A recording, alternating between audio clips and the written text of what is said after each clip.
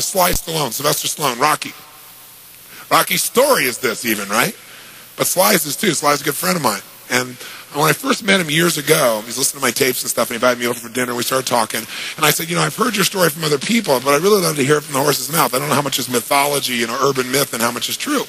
So he told me his whole story. He said the essence of it, though, was he said he knew his whole life what he wanted to do since he was very, very young. He wanted to be in the movie business, period. I mean, not just TV, movies. And he said why was, for him, it was a chance to have people not only escape, but to inspire people. And by the way, that drive is what made most of his movies, inspire people to what they're capable of, to overcome unbelievable obstacles, because in his own life he felt like he did that. When he was born, he was pulled out by the forceps. That's why he looked the way he did. That's why he talked the way he did. And he said, so I really want to do that. And he said, I knew why I wanted to do it, and I wasn't willing to settle for anything else. And he said, what happened was, I went out to try and get jobs, and it's not like I went, hey, Adrian, they went, you're a star. It didn't work out real well. They looked at me and said, hey, you're stupid looking, do something else. What is it talking like this? There's no place for you in that stuff. You're never going to be a star in the movies. You're insane. No one's going to want to listen to somebody who looks dopey and talks out of the side of their mouth, right? And he got no after no after no after no. He said, I was thrown out more than 1,500 times at agents' offices in New York. I said, there aren't 1,500 agents in New York. He said, I know. I've been to them 5, 6, 7, 8, 9 times. He said, I remember one guy went in there, and I got in there at 4 o'clock, and he wouldn't see me, so I stayed there, and I would not leave. And I stayed overnight. They came back the next morning. I was still sitting there. He said, that's how I got my first job. The guy said, fine, come in here. And he sat down, and he went through this, and he gave me my first movie. I said, oh, really? I thought Rocky was your first movie. He said, no, this other movie, I'd never heard of it. I said, well, what character did you play? He said, well, I was in it for about 20 seconds. I was a thug that somebody beat up. He said, because they made me feel like, people hate your guts. You getting beat up, it'll be a good thing. And he did like 3 movies like that. Never got anything. Kept going out. Rejection. So finally he realized it wasn't working. So he changed his approach. He said, I was starving, by the way. He said, I couldn't pay for even to have heat in my apartment. My wife was screaming at me every day to go get a job. I said, well, why didn't you? He said, because I knew that if I got a job, he said, I'd get seduced back and I'd lose my hunger.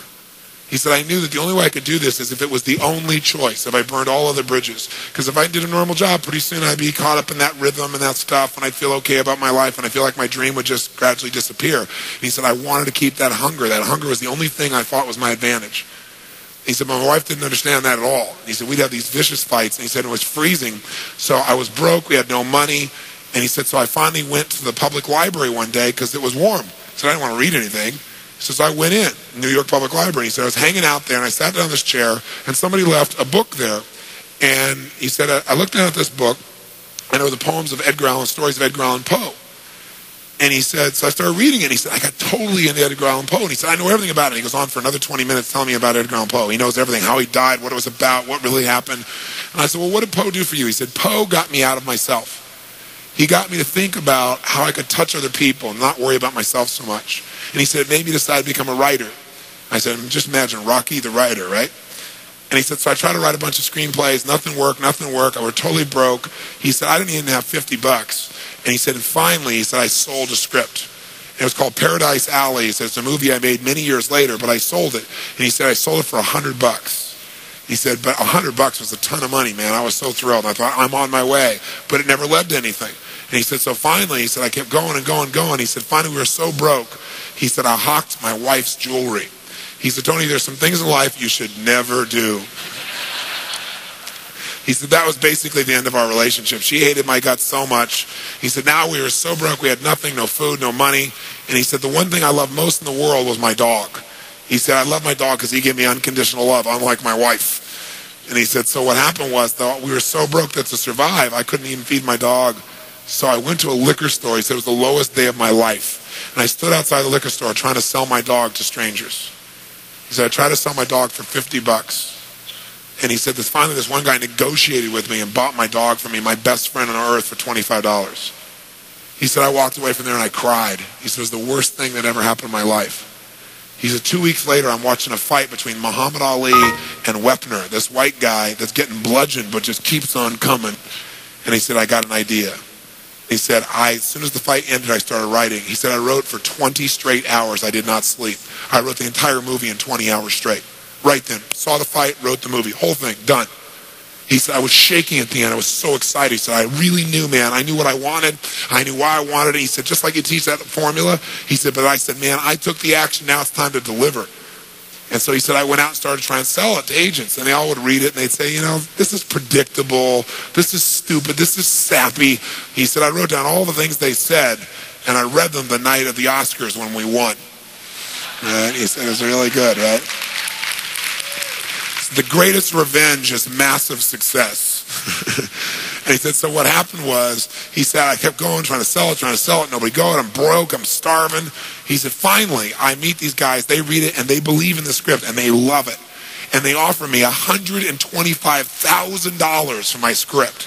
I said, oh my God, you must have been out of your mind. He said, I was. I said, just one thing though, guys, you got a deal based on one thing. And they said, what's that? He said, I got a star in it. They went, pfft. What are you talking about? You're a writer. He said, no, I'm an actor. He said, no, you're a writer. He said, no, I'm an actor. That is my story, and I'm Rocky. He said, I got to play it. I got to be the head person. I got to be the starring role. And they said, there's no way. We're not going to pay you $125,000, take some no name and stick you in that and throw our money away.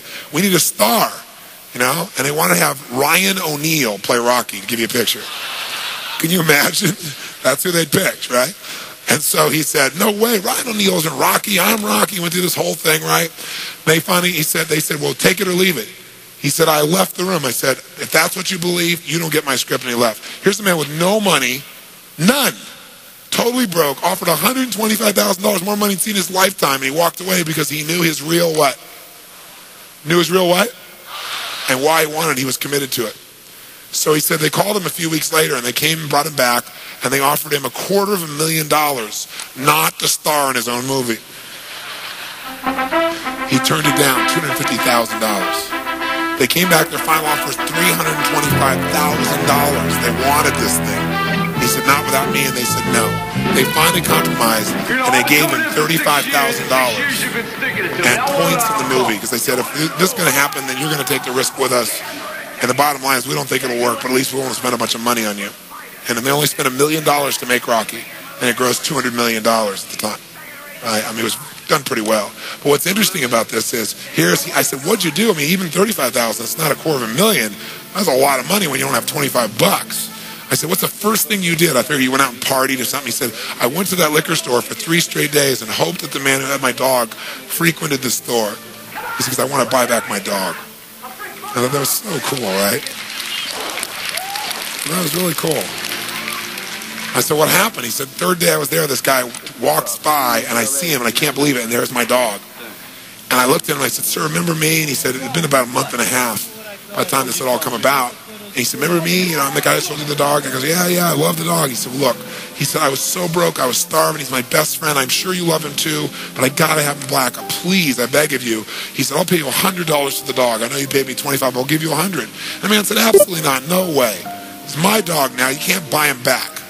Right? And Sly said, Tony, he said, know your outcome? I said, yeah. He said, I knew it. And he said, I kept changing my approach. So I went $500 for the dog. The guy said, absolutely no way. He said, $1,000 for my dog. The guy said, no amount of money on earth is ever going to get this dog for you. I said, what'd you do? He said, I knew my outcome, right? Because he listened to tapes, kept to him. He said, I decided to take massive action. He said, I got my dog. I just kept changing my approach, so I got it. I said, what it cost you? $15,000 and a part in Rocky. The guy's in Rocky.